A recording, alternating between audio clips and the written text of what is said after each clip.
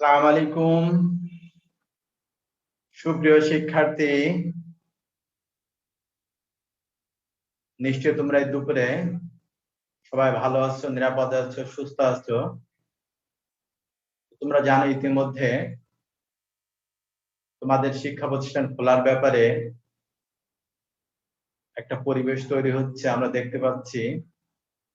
আশা করি হয়তোবা অতি তাড়াতাড়ি আমাদের প্রিয় শিক্ষা প্রতিষ্ঠান খুলে যাবে। তখন আমরা আবার আমাদের পূর্বের যেরকম আমরা ক্লাসরুমে ক্লাস নিয়ে আমরা যে অভ্যস্ত, সেটা আমরা আবার নিতে পারবো ক্লাস। তো ততক্ষণ পর্যন্ত আমরা আমাদের অনলাইন শিক্ষা কার্যক্রম আমরা চালিয়ে নিব। তো আজ আমরা একটি গুরুত্বপূর্ণ অধ্যায়ের আমরা সম্পূর্ণ অধ্যায়টি নিয়ে আজকে একটু আলোচনা করব। তোমরা এর গুরুত্বপূর্ণ অংশগুলো অবশ্যই খাতায় লিখবে এবং একটু বোঝার চেষ্টা করবে, এবং যে গাণিতিক সমস্যাগুলো আমি এখানে দেখাবো তোমরা সেটিও অবশ্যই লিখে রাখবে, এই আহ্বান রাখছি। তো আমরা এখন চলো আমরা স্লাইডে ঢুকে আমরা তোমাদের ক্লাসগুলো একটু শেয়ার করি এবং দেখানোর চেষ্টা করি।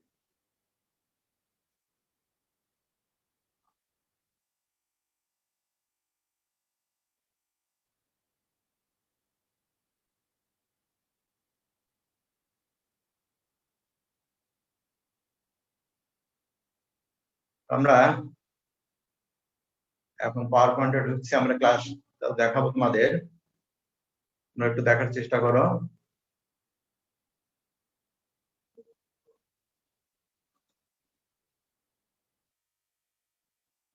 তো প্রথমে তোমাদের অনলাইন ক্লাস স্বাগত জানাচ্ছি। আজকের এই ক্লাস তোমাদেরকে স্বাগত জানাই।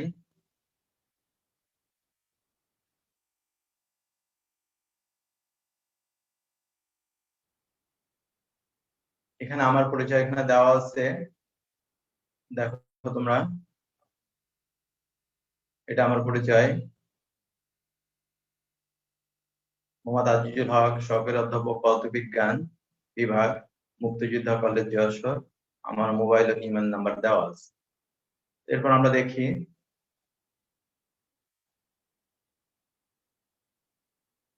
আজকে আমাদের পাঠে কি আছে। দেখো, পদার্থবিজ্ঞান প্রথম পত্র, ষষ্ঠ অধ্যায়, মহাকর্ষ ও অভিকর্ষ। আমরা যে অধ্যায়টি আজকে আমরা পুরোটাই দেখব। দেখো, এই অধ্যায়টা আলোচনা করলে আমরা যে বিষয়গুলো জানতে পারবো, মেরু বিশ্বমঞ্চের অভিকর্ষ স্তরণের পরিবর্তন জানতে পারবো, পৃথিবী নিজ অক্ষে আবর্তনকালের জন্য অভিকর্ষ পরিবর্তন জানতে পারবো, পৃথিবী আকৃতি ও আণবিক গতির দরুন অভিকর্ষ স্তরণের প্রভাব জানতে পারবো, মুক্তিবেগ কি কি বিষয়ের উপর নির্ভর করে সেটা আমরা জানতে পারবো। এরপরে কি ভূস্থির উপগ্রহ কি, কৃত্রিম উপগ্রহের ব্যবহার, এই বিষয়গুলো কিন্তু আমরা জানতে পারবো।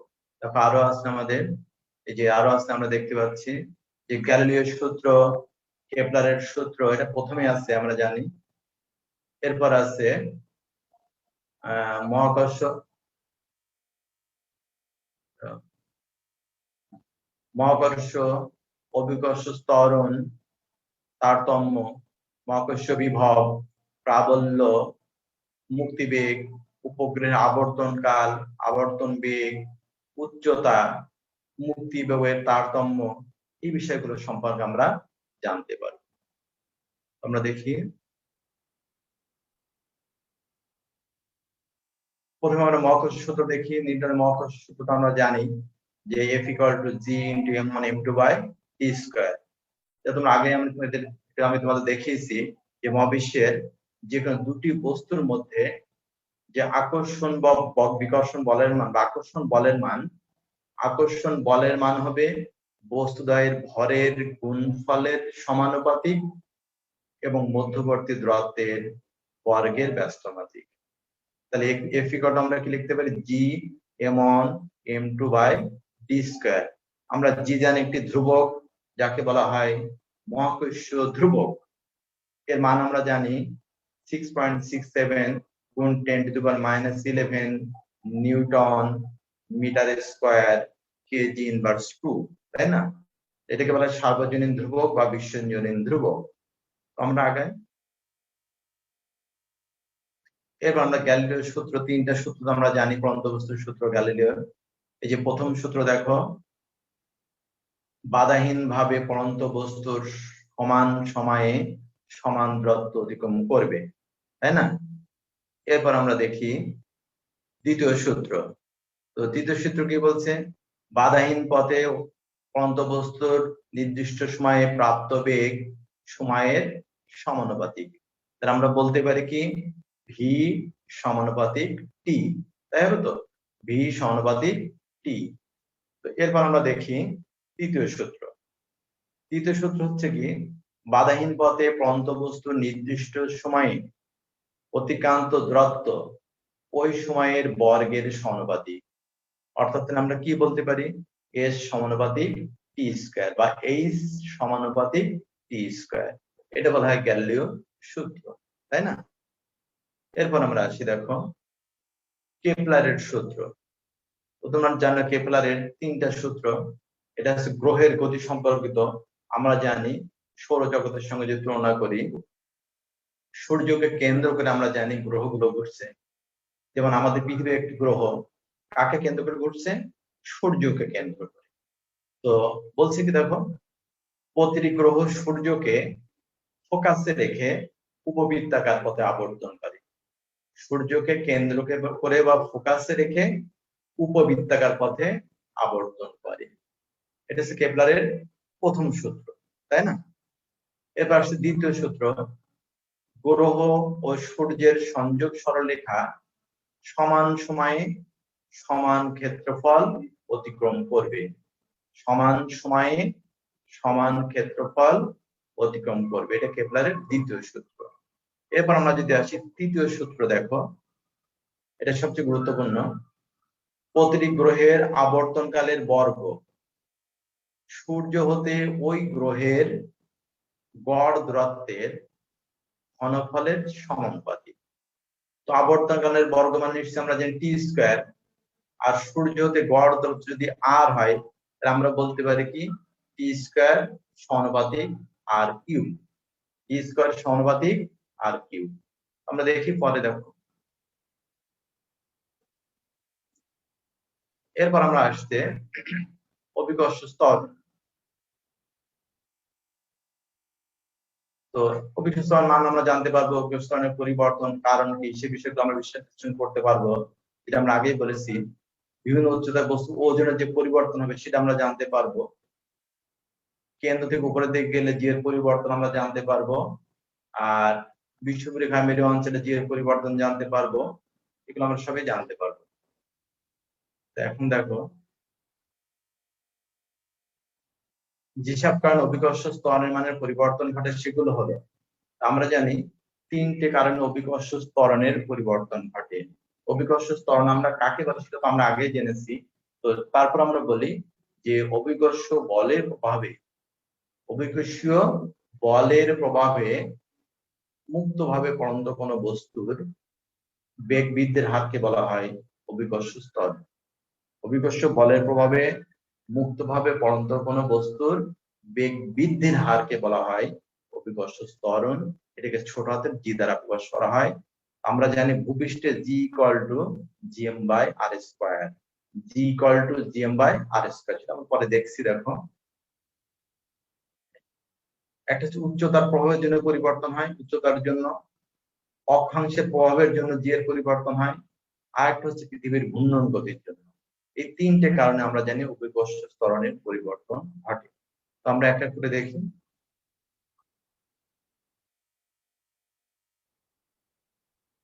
অভিকর্ষ ত্বরণ যে কাকে বলে আমরা এটা দেখে নেই। আমরা আগেই বললাম যেটা, দেখো এই যে পৃথিবী ভর এম ব্যাসার্ধ যদি আর হয়, বস্তু এবং পৃথিবীর মধ্যে আকর্ষণ বল যেটাকে আমরা বলছি অভিকর্ষীয় বল, F equal to G M M by R square. আবার যেহেতু কোন বস্তুর ওজন হচ্ছে বস্তুটির উপর পৃথিবীর আকর্ষণ বল, সেটা হচ্ছে F equal to M G. এই দুটো যদি সমান করি তাহলে আমরা পাই G equal to G M by R square. G equal to G M by R square. বড় হাতের এমটা হলো পৃথিবীর ভর, আর জিটা আমরা আগেই বললাম মহাবিশ্ব ধ্রুবক, আর হলো পৃথিবীর ব্যাসার্ধ। জি এর মান বস্তুর ভরের উপর নির্ভর করে না। তো এরপর আমরা দেখো জি এর মানটা আমরা দেখি, সি এর মান বস্তুর ওজন, F equal to M G ওজন, অর্থাৎ জি এর উপর ডিপেন্ড করে বস্তুর ওজন, তাই না?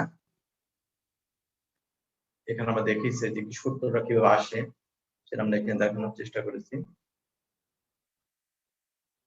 এরপর আমরা আসি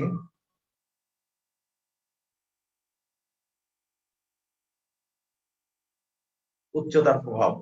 আমরা একটু আগেই বললাম যে ভূপৃষ্ঠ থেকে যতই উপরের দিকে যাব আমরা জানি অভিকর্ষ স্তরের মান ততই পরিবর্তন ঘটে। আমরা ভূপৃষ্ঠের জির মান আমরা জানি সবচেয়ে বেশি, কোথায় সবচেয়ে বেশি সেটা আমরা জানি, পৃথিবীর ভূপৃষ্ঠের মেরু অঞ্চলে জির মান সবচেয়ে বেশি আর বিষুবীয় অঞ্চলের জির মান কম। কেন বেশি? যে মেরু অঞ্চলে ব্যাসার্ধ কম, তাহলে জির মান বেশি হবে, আর বিষুবীয় অঞ্চলে ব্যাসার্ধ বেশি, সুতরাং জির মান কম হবে, তাই না? কিন্তু এবার ভূপৃষ্ঠ থেকে আমরা যদি উপরের দিকে যাই, অর্থাৎ এখানে আমি দেখাইছি, দেখো যে ভূপৃষ্ঠ হতে তুমি এইচ উপরে চলে গেছে, এইচ উচ্চতায়, ভূপৃষ্ঠতে এইচ উচ্চতায়, তখন জির মানটা কেমন হবে সেটা আমরা এখানে দেখিয়েছি, দেখো প্রথমটা হলো ভূপৃষ্ঠের G equal to GM by R square, আর এইচ উচ্চতায় হচ্ছে G H equal to GM by R plus H তার হোল স্কয়ার। তো আমরা ভাগ করেছি, ভাগ করে আমরা এখান থেকে দেখিয়েছি জি গ্রেটার দেন জি এইচ, অর্থাৎ জি হচ্ছে ভূপৃষ্ঠে আর জি এইচ টা হলো এইচ উচ্চতায়। তাহলে আমরা এখানে কি বলতে পারি? বলতে পারি যে পৃথিবীর পৃষ্ঠ হতে আমরা যতই উপরের দিকে যাব অভিকর্ষ ত্বরণের মান ততই কমতে থাকবে, অভিকর্ষ ত্বরণের মান ততই কমতে থাকবে। আমরা এখানে ক্যালকুলেশনটা দেখি, দেখো ছবিটায় যে ভূপৃষ্ঠ থেকে এইচ উচ্চতায়, তাই না? ভূপৃষ্ঠ থেকে আমরা এইচ উচ্চতায় যে মানটা কিভাবে পরিবর্তিত হয় সেটা আমরা এখানে দেখি, ঠিক আছে? এরপর আমরা আসি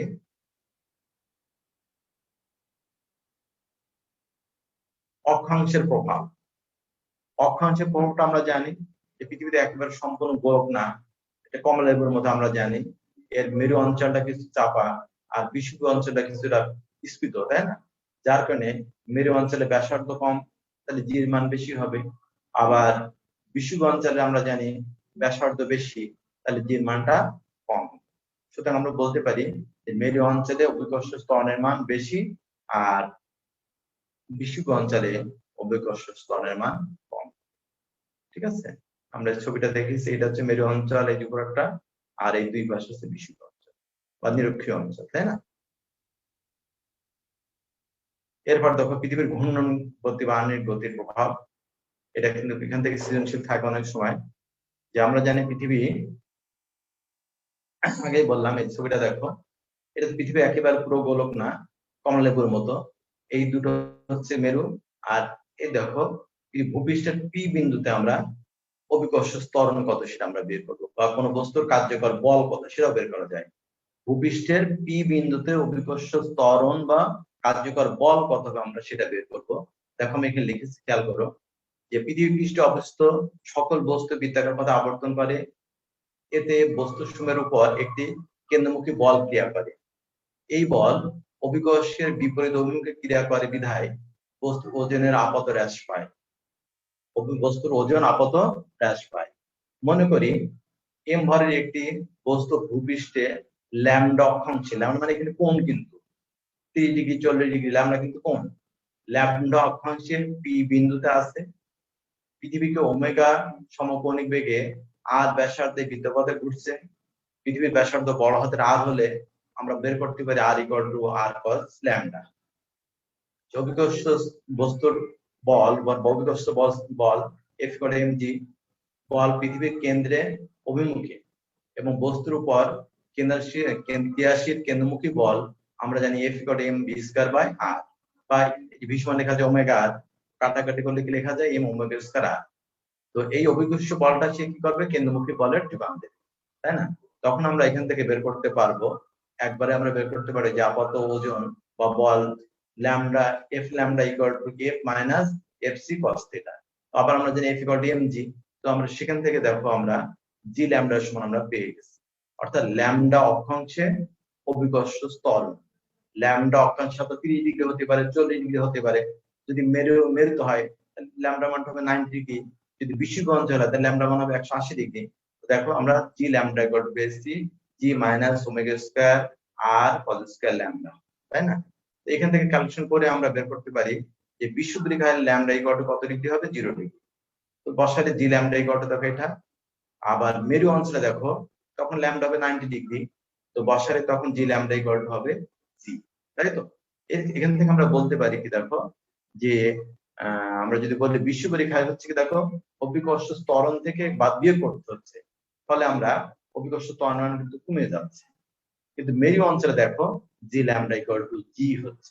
সুতরাং আমরা বলতে পারি কি যে বিশুদ্ধ অঞ্চলের থেকে মেরু অঞ্চলে অভিকর্ষ ত্বরণের মানটা হবে বেশি, ঠিক আছে? এটা হচ্ছে পৃথিবীর ঘূর্ণন ক্রিয়া। এই সমীকরণে কিন্তু আমাদের সৃজনশীলের জন্য ব্যবহার করা হবে। এবার আমরা তো আগেই দেখলাম যে ভূপৃষ্ঠতে এইচ উপরে, এইচ উচ্চতায়। এবার আমরা কি করছি যে ভূপৃষ্ঠতে এইচ অভ্যন্তরে অর্থাৎ মাটির ভিতরে অর্থাৎ খনির ভিতরে আমরা চলে গেছি, তখন অভিকর্ষ ত্বরণের মান কেমন হবে সেটা আমরা একটু দেখেছি। দেখো তো প্রথমে আমরা দেখেছি যে পৃথিবীর কেন্দ্র হতে আমরা দেখালাম যে পৃথিবীর পৃষ্ঠ হতে এইচ নিচে এম ভরের একটি বস্তু অবস্থিত, পৃথিবীর কেন্দ্র হতে কত হবে, ব্যাসার্ধ হবে আর মাইনাস এইচ, তখন জি ইকুয়াল টু হবে G R minus H equal to G M dash by R minus H the whole square. তো আমরা এখানে এম ড্যাশের মানটা বসাইছি আয়তন ইনটু ঘনত্ব, তো ক্যালকুলেশন করে আমরা এটা পেলাম। আবার তো আমরা জানি জি ইকুয়াল টু কত, G M by R square, তো এখানে আমরা এম এর মানটা বসানো যায়। বসে আমরা দেখো এখান থেকে একটা সমীকরণ পাবো, সেটা হচ্ছে এরকম, G equal to G R minus H plus H by R. তো এখান থেকে আমরা বলতে পারি দেখো এই এখান থেকে জি বিয়োগ করলে কার সমান হচ্ছে, জি থেকে একটা বিয়োগ করলে তারপরে জি থেকে বিয়োগ করলে হচ্ছে কি এর সমান হয়ে যাচ্ছে। সুতরাং আমরা বলতে পারি কি জি গ্রেটার দ্যান জি আর মাইনাস এইচ। তাহলে আমরা বলতে পারি কি যে ভূপৃষ্ঠে জি এর মান বেশি, আর ভূপৃষ্ঠ থেকে যতই নিচের দিকে যাব অভিকর্ষ ত্বরণের মান ততই কমতে থাকবে। যতই আমরা নিচের দিকে যাব ততই কি হবে, অভিকর্ষ ত্বরণের মান ততই কমতে থাকবে। এখন আমরা দেখো কেন্দ্রের দিকে যদি যাই, আমরা একেবারে কেন্দ্রে চলে যাই। এই যে আমরা ছবিটা দেখিয়েছি দেখো, এই যে পরে দেখাচ্ছি ছবিটা, এই যে সে কথা বলছে। আমরা জানি পৃথিবী পৃষ্ঠতে এই পরিমাণ নিচে, জি এর মান একটু আগে আমরা দেখলাম। এখন পৃথিবীর কেন্দ্রে যেতে হয়, অর্থাৎ এই সিকোটা আর বসাবো, তখন আমরা দেখো পাবো যে আর মাইনাস ইকুয়াল টু কত, শূন্য হয়ে গেল। আমরা বলতে পারি কি যে পৃথিবীর কেন্দ্রে অভিকর্ষ ত্বরণের মান থাকে না, অর্থাৎ পৃথিবীর কেন্দ্রে অভিকর্ষ ত্বরণের মান ততই শূন্য। অভিকর্ষ ত্বরণের মান হবে কি শূন্য পৃথিবীর কেন্দ্রে, তাহলে বস্তুর ওজন শূন্য হবে। তো আমরা ওই যে দ্বিতীয় ছবিটা দেখাচ্ছিলাম যে পৃথিবীর কেন্দ্র হতে যতই উপরের দিকে আসা যাবে অভিকর্ষ ত্বরণের মান ততই বাড়তে থাকবে। কেন্দ্র থেকে আমি উপরের দিকে আসবো, ভূপৃষ্ঠে এটা সর্বাধিক হবে, এরপর দূরত্ব বাড়ার সাথে সাথে অভিকর্ষ ত্বরণের মান কিন্তু আবার কমতে থাকবে। আমরা আগের যে ছবিটা দেখাচ্ছিলাম এই ছবিটা নিচের ছবি, খেয়াল করছো? এদিকে দূরত্ব আর এদিকে হচ্ছে জি। তো ভূপৃষ্ঠে জির মান সবচেয়ে বেশি, এরপর যতই আমি দূরত্ব বাড়াচ্ছি জির মান ততই আবার কমে আসছে, ঠিক আছে? এরপর আমরা দেখি কৃত্রিম উপগ্রহ। এটা আমরা জানি আমরা পৃথিবী একটা গ্রহ, আর পৃথিবীর একটা নিজস্ব উপগ্রহ আছে, সেটা হচ্ছে চাঁদ। আর আমরা আমাদের প্রয়োজনে আমরা মহাশূন্যে পাঠিয়েছি যে সমস্ত মহাশূন্য যান, তাকে বলা হয় কৃত্রিম উপগ্রহ, তাই না? মানুষের তৈরি যে সকল উপগ্রহ পৃথিবীকে আবর্তন করছে এবং বিভিন্ন তথ্য প্রদান করছে তাকে বলা হয় কৃত্রিম উপগ্রহ, যেমন বঙ্গবন্ধু কৃত্রিম। এই উপগ্রহ আবর্তন বেগ দেখো ভি ইকুয়াল টু √r+h, তাই না? এই দেখো ছবি দেওয়া আছে, আমাদের যে বঙ্গবন্ধু কৃত্রিম উপগ্রহ সেটা এখানে দেওয়া আছে ছবিটা, যেখানে আরো ডিটেইলস দেওয়া আছে। আর একটা হচ্ছে ভূস্থির উপগ্রহ। ভূস্থির উপগ্রহ এটাও কিন্তু একটা কৃত্রিম উপগ্রহ। পৃথিবীর সাপেক্ষে স্থির উপগ্রহকে বলা হয় ভূস্থির উপগ্রহ, অর্থাৎ যে উপগ্রহের আবর্তনকাল পৃথিবীর আবর্তনকালের সমান, অর্থাৎ 24 ঘন্টা একবার। যে উপগ্রহের আবর্তনকাল পৃথিবীর আবর্তনকালের সমান, অর্থাৎ 24 ঘন্টা একবার, তখন পৃথিবীর সাপেক্ষে ওই গ্রহটিকে একেবারে স্থির মনে হবে, তাই না? সেটাকে আমরা বলবো ভূস্থির উপগ্রহ। তাহলে যে উপগ্রহের আবর্তনকাল পৃথিবীর আবর্তনকালের সমান তাকে বলা হয় ভূস্থির উপগ্রহ বা জিও স্যাটেলাইট বলা হয়। ভূস্থির উপগ্রহের কক্ষপথকে আমরা কি বলবো, পার্কিং কক্ষপথ, অর্থাৎ নির্দিষ্ট দূরত্বে স্থাপনের আগে একটা উপগ্রহকে প্রাথমিকভাবে যে স্থানে রাখা হয় বা যেখানে যে স্থানে ঘোরানো হয় সেটাকে বলা হয় কি বলে পার্কিং কক্ষপথ, তাই না? তো আমরা জানি আহ্নিক গতির জন্য দিন রাত হয়, পৃথিবীর আবর্তন করে 24 ঘন্টা একবার, তাহলে ওই উপগ্রহের আবর্তনকাল যদি 24 ঘন্টা একবার হয় তাহলে পৃথিবীর সাপেক্ষে ওই উপগ্রহটাকে স্থির মনে হবে, আর তার নাম হচ্ছে কি ওই স্থির উপগ্রহ। আমাদের বঙ্গবন্ধু 1 এটাও কিন্তু একটা ওই স্থির উপগ্রহ বা জিও স্যাটেলাইট, ঠিক আছে? এরপর আমরা দেখি, এই যে বঙ্গবন্ধু 1 আমরা দেখালাম,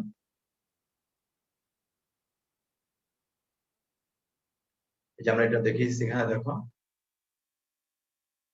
যে সকল উপগ্রহের আবর্তন কাল পৃথিবীর আবর্তন কালের সমান, অর্থাৎ যে সকল উপগ্রহের আবর্তন কাল 24 ঘন্টা, যাদের আপেক্ষিক বেগ শূন্য, তাকে আমরা কি বলবো?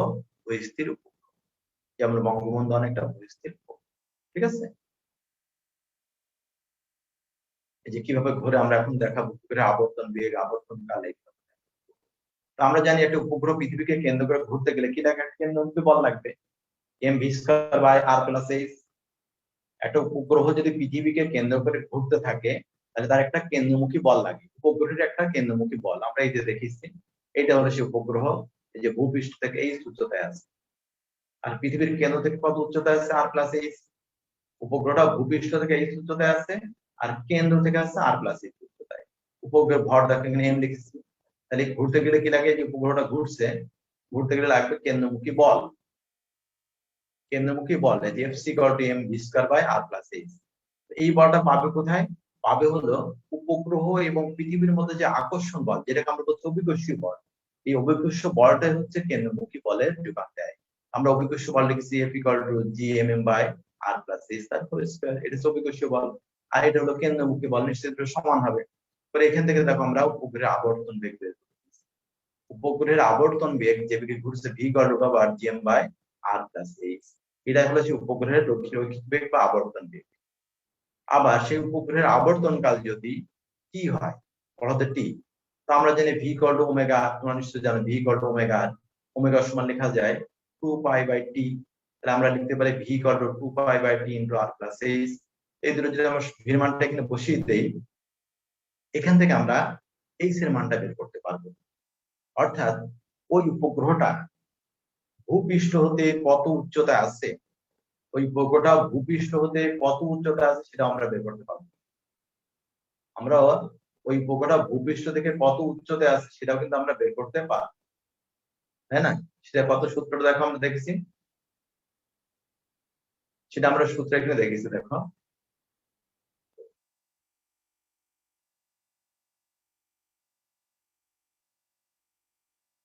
দেখো খেয়াল করো, আমরা এখানে সূত্র দেখেছি কত, দেখো কি আছে এখানে, h=gmt²/4π² r, অর্থাৎ ভূপৃষ্ঠ থেকে উপগ্রহটি কত উচ্চতায় আছে, ভূপৃষ্ঠ থেকে ওই উপগ্রহটি কত উচ্চতায় আছে সেটা কিন্তু আমরা বের করতে পারবো এই সমীকরণের মাধ্যমে। এটা খুব গুরুত্বপূর্ণ একটা সমীকরণ, যে একটা উপগ্রহ ভূপৃষ্ঠ থেকে কত উচ্চতায় আছে, সেটা হচ্ছে h=gmt²/4π² r। কি হচ্ছে উপগ্রহের আবর্তন কাল, সেটা যদি ভূস্থির হয় তার টির মান হচ্ছে 24 ঘন্টা। আমরা যেটা সেকেন্ডও দেখাতে পারি, 24 × 3600 এটা আমরা দেখাতে পারি, তাই না? তো খেয়াল করো,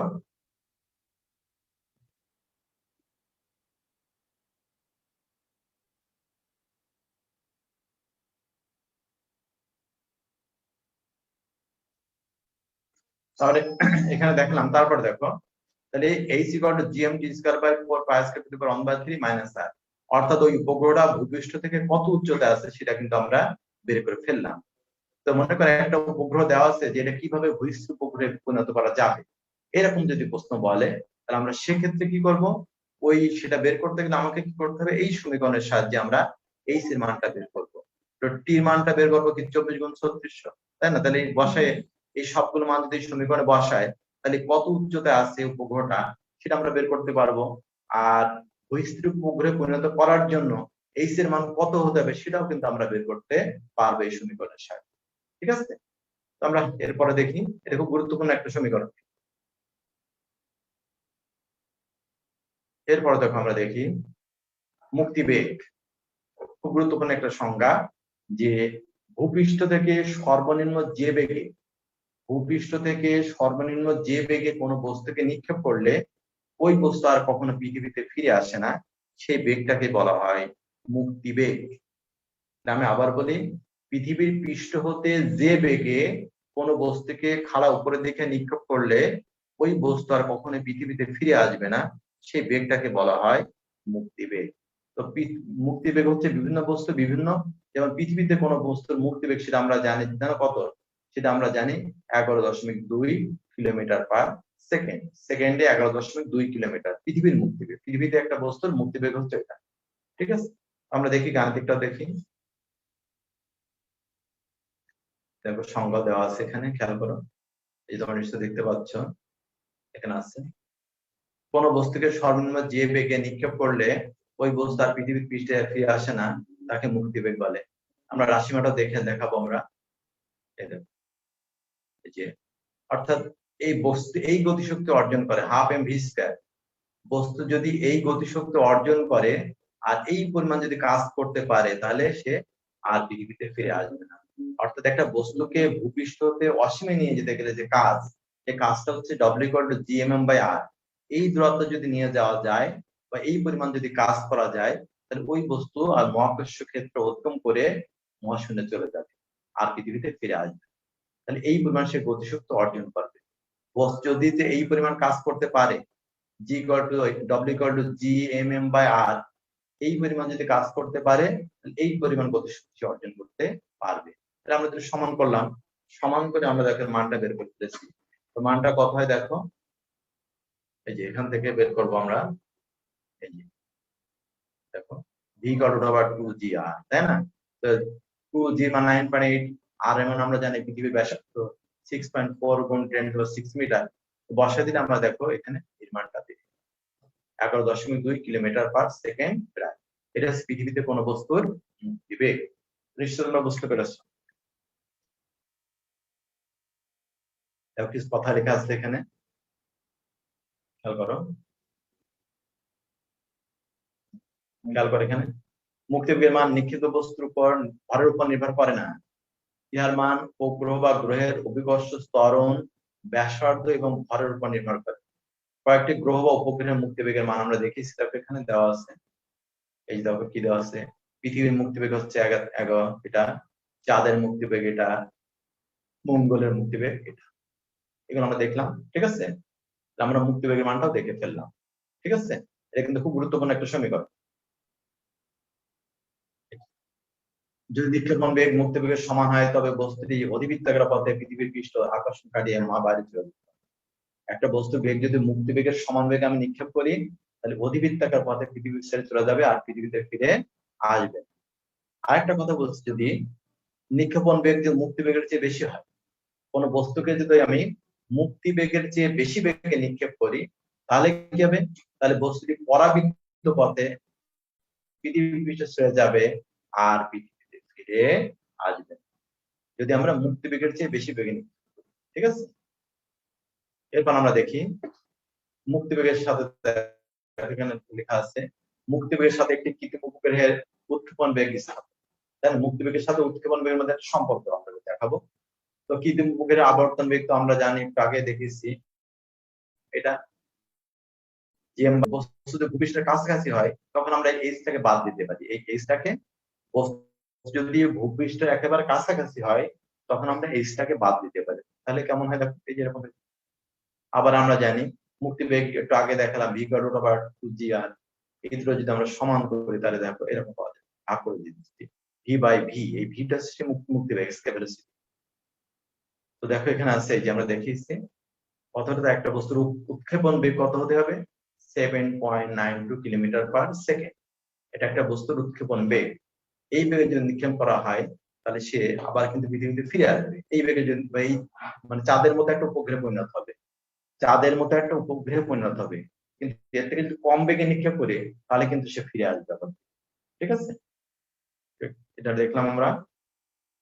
এরপরে দেখো কিছু গাণিতিক সমস্যা আমরা এখানে দেখিয়েছি।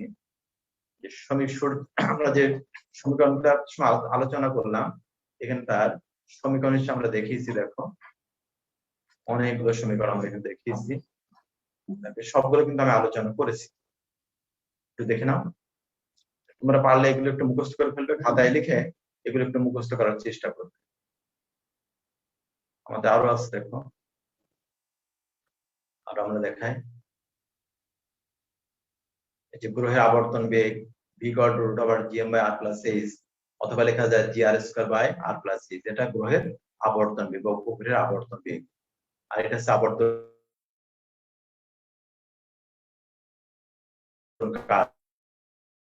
উচ্চতা h, এখানে দেখো আছে সেটা।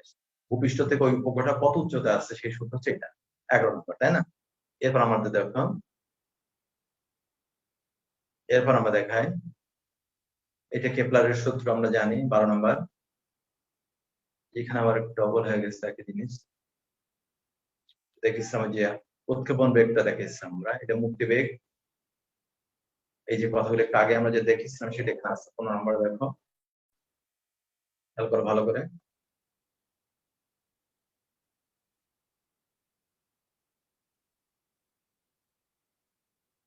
দেখো এটা গাণিতিক সমস্যা দেওয়া আছে, খেয়াল করো।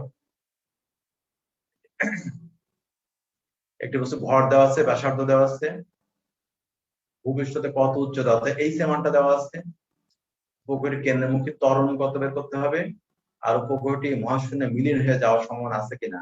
আমরা আগে জানি যে বিলীন হয়ে যেতে গেলে কি মুক্তি বেগের সমান হতে হবে বা মুক্তি বেগের চেয়ে বেশি বেগে তাকে নিক্ষেপ করতে হবে, তাই তো? তাহলে সে মহাশূন্যে বিলীন হয়ে যাবে। আমরা এখানে দেখেছি, দেখো ভর দিয়ে আমরা যে সূত্রগুলো এখানে আলোচনা করেছি, দেখো খেয়াল করো। এই যে আমরা দেখালাম প্রথমে, আমরা যে কেন্দ্রমুখী ত্বরণ a=v²/r মানে r+h, এই ক্যালকুলেশন থেকে বসাই, তাহলে পাওয়া যাবে কত, 7.94 মিটার/সেকেন্ড। তারপর আমরা বিলীন হয়ে যাবে কিনা সেটা আমরা দেখো ভির মানটা বের করলাম, সেই ভির মানটা দেখো কত এসেছে, এত। কিন্তু ওই যে বিলীন হতে গেলে যে বেগটা লাগবে সেটা কত আমরা কিন্তু দেখে নিলাম, 1000, এই যে 10,000 এত লাগবে।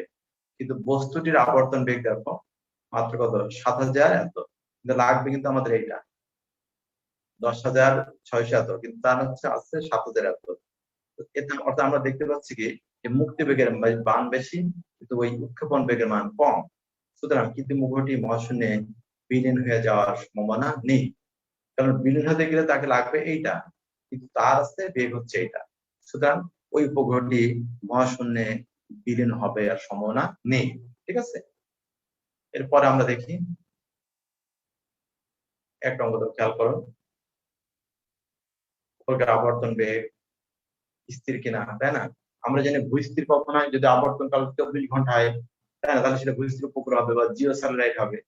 দেখো আমার সমাধানটা দেখিয়েছি, সেটা তোমরা নিশ্চয়ই জানো। এই দুটো সমীকরণ আমরা যদি বসাই, দেখো প্রথমটা আমরা ভির মানটা বের করে ফেলেছি, তারপর টির মান বসাবো এখানে কত, 24 ঘন্টা। তাহলে আমরা কি বলতে পারি, দেখো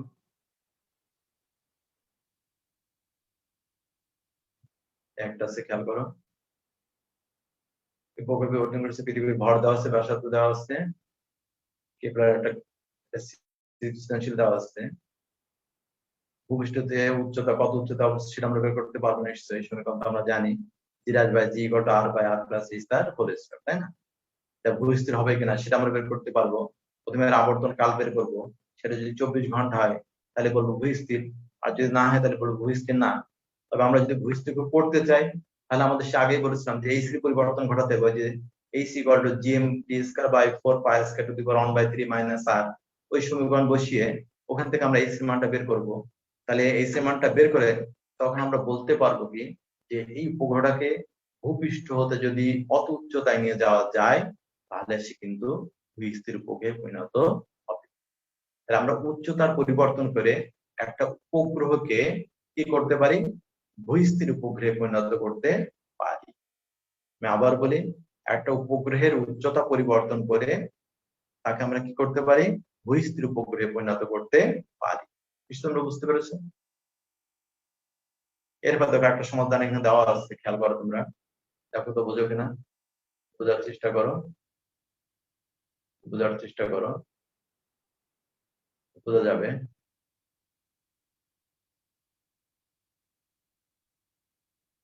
দেখো সকলের মানে আমাদের জানা আছে।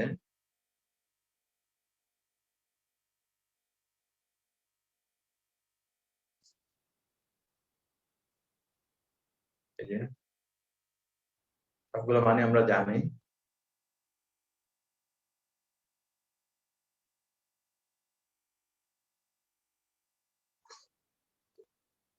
একটু ভালো করে খেয়াল করো।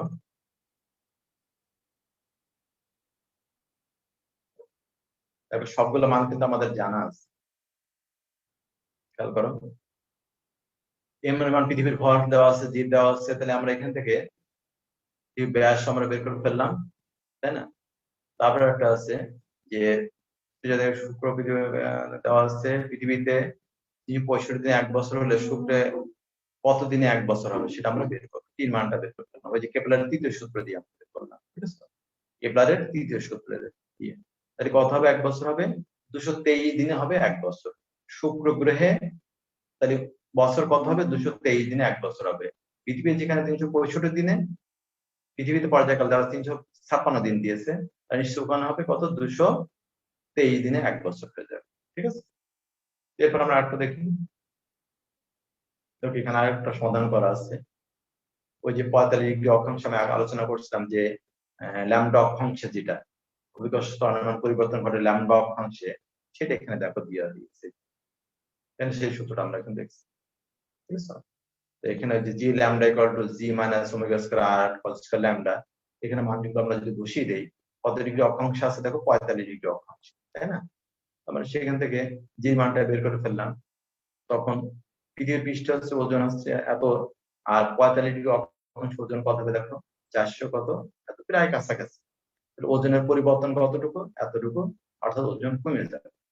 তাহলে ল্যামডা অংশে পৃথিবীর ওজনটা কি হবে? কিছুটা কমে যাবে, ঠিক আছে? এটা কিন্তু খুব ভালো একটা গুরুত্বপূর্ণ অঙ্ক। অঙ্কটা কিন্তু ভালোই, সৃজনশীলের জন্য একটা খুব গুরুত্বপূর্ণ। আর একটা অঙ্ক আমরা দেখাচ্ছি, এখানে দেখো পৃথিবীর ভর দেওয়া আছে, দূরত্ব দেওয়া আছে, প্রাবল্য আমরা জানি E equal to GM by R square, মানটা বসিয়ে দিলে হয়ে গেল, তাই না?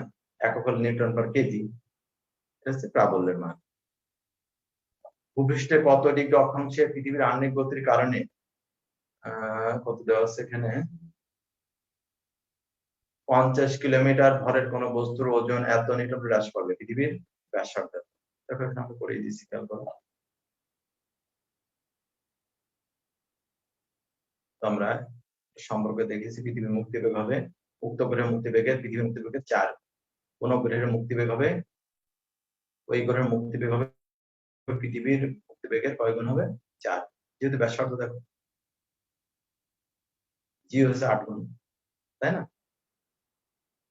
এরপর আমরা দেখি একটা, এই যে একটা গুরুত্বপূর্ণ অঙ্ক।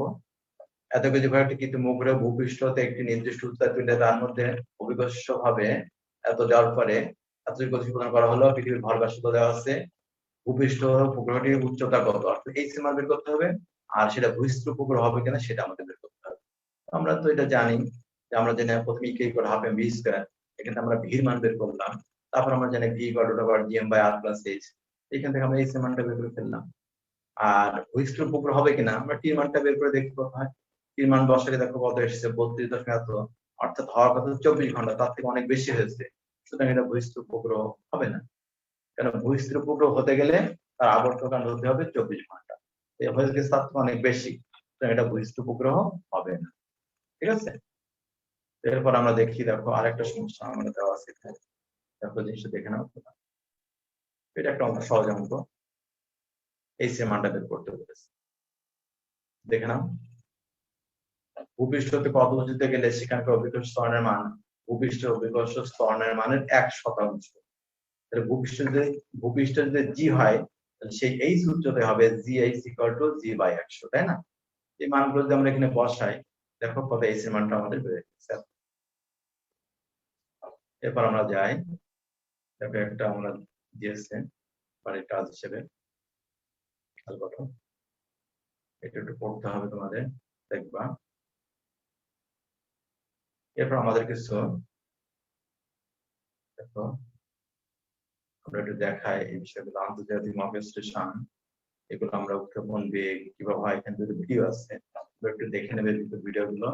আমরা সময়ের অভাবে দেখাতে পারছি না, তোমরা একটু দেখবে ভিডিও গুলো।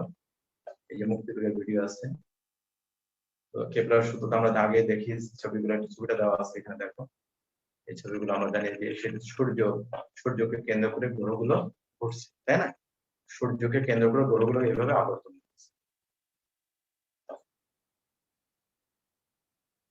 এই যে মহাকাশ স্টেশন আমরা যে আইএসএস, এখানে একটা ভিডিও আছে, তোমার ভিডিওটা দেখবে, অনেক ভালো লাগবে, একই ভিডিও সবে।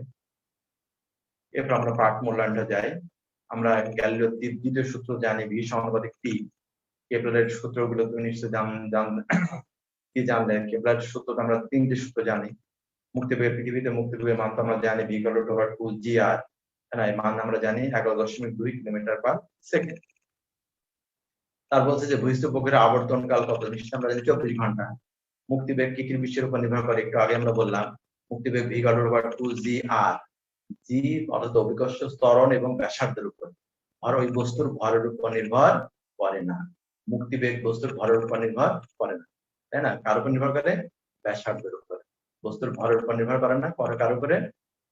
ব্যাসার্ধের উপর, এবং কি অভিকর্ষ ত্বরণের উপর নির্ভর করে। ঠিক আছে, এরপর আমরা আসি, দেখো দেখা যাচ্ছে এই পাশে দেখা দেখি,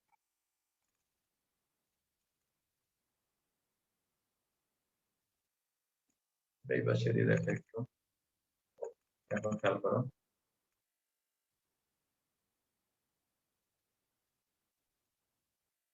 এরপর আমরা আসি, দেখো আমরা মুক্তিবেগ কি কি বিষয় উপর নির্ভর করে সেটা তো বললাম, রুট 2 জিআর ভর এবং এই অভিকর্ষ ত্বরণ এবং ব্যাসার্ধ, তাই না? যেমন পৃথিবীতে মুক্তিবেগ রুট 2 জিআর, এর মান হচ্ছে 11.2 কিলোমিটার পার সেকেন্ড। এরপরে দেখো আমরা শেষ করতে চাই, সময় স্রোত কার্যক্রম করার সময় থাকতে সতর্ক হতে হবে আমাদের। তাহলে আজকে আমরা এই পর্যন্ত শেষ করি, ইনশাআল্লাহ পরবর্তী ক্লাসে আবার তোমাদের সঙ্গে দেখা হবে। আজকে আমরা টোটাল অধ্যায়টা নিয়ে একটা আলোচনা করে দিলাম, আশা করি তোমাদের উপকার লাগবে। তোমরা টোটাল অধ্যায় সম্পর্কে একটা ধারণা পেয়ে গেলে, এটা যে তোমরা বারবার চর্চা করো, তাহলে নিশ্চয়ই তোমরা এই অধ্যায় সম্পর্কে একটা ভালো না ধারণা তোমরা রাখতে পারবে। পাশাপাশি যে গাণিতিক সমস্যাগুলো দেওয়া আছে সেটা তোমরা বারবার প্র্যাকটিস করবে, তোমাদের জন্য অনেক উপকার আসবে। এখানে সৃজনশীল দেওয়া আছে, ছোট প্রশ্ন দেওয়া আছে, সেগুলো একটু বারবার পড়ে চর্চা করতে হবে। চর্চাগুলো তোমাদের জন্য অনেক উপকার আসবে। তো আশা করি তোমরা এই করোনার বিশেষ পরিস্থিতিতে তোমরা সবাই বাসায় অবস্থান করো এবং বাসায় একটু পড়ালেখাটা চালিয়ে নাও।